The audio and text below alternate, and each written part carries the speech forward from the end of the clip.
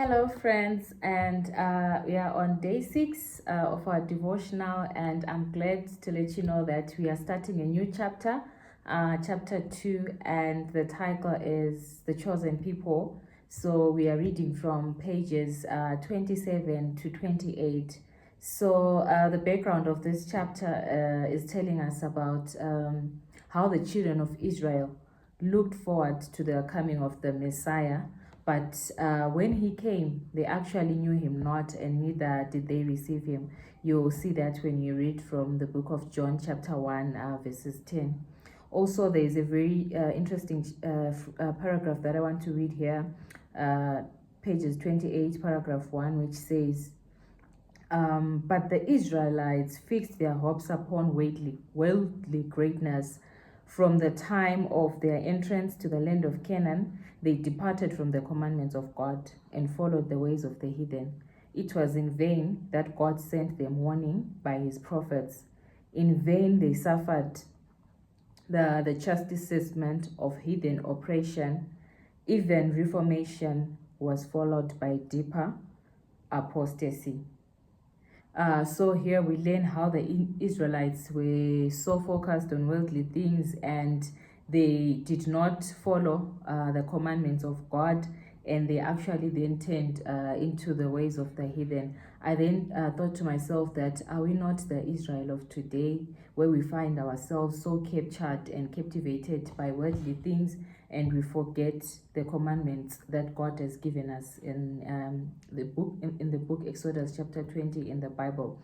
So this is just a reminder for us to say it is very important for us to follow God's commandments. And we see and learn here as you read in the chapter that they actually then lost in being raised by God. When you read pages 27, paragraph 2, it says, he had called them to preserve among men the knowledge of his law and of the symbols and prophecies that pointed to the Savior.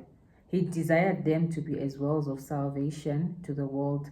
What Abraham was in the land of his sojourn, what Joseph was in Egypt, and Daniel in the court of Babylon, the Hebrew people were to be among the nations. They were to reveal God to men. So we see that actually God had chosen them so that he can actually reveal, so that they can reveal him to the other men. As we see from the examples of the likes of Abraham, the likes of Joseph, the likes of Daniel, and needless to say, how Daniel showed his obedience towards God, as you would learn in the book Daniel, how he managed to say, I will not defile myself of the king's food, and he kept a vegetarian diet, and he actually remembered what God had said to him. He did not say, when I'm in Rome, I'll do what Romans do, but he still kept the word of the Lord, even though they were in captivity and in a foreign land.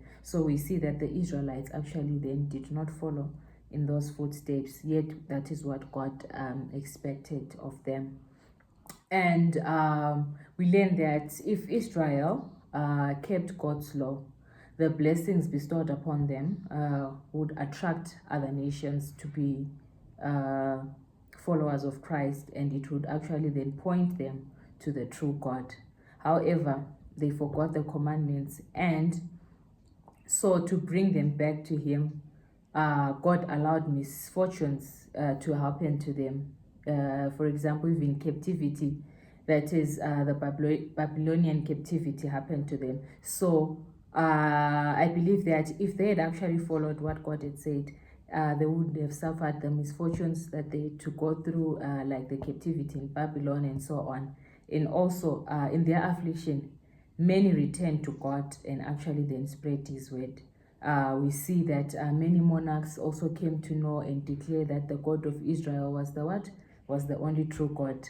And we know this through Daniel chapter 4, when King Nebuchadnezzar actually then admitted to say, God is the real true God, after seeing what Daniel and the Hebrew boys had gone through, and how God was with them even amidst the cruelty and the fiery furnace that they were faced with.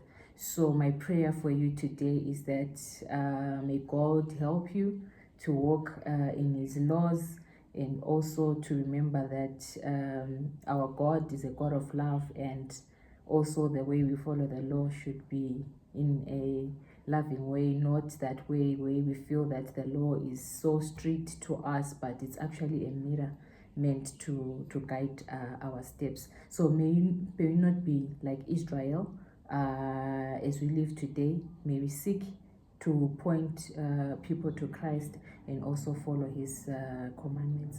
May God bless you.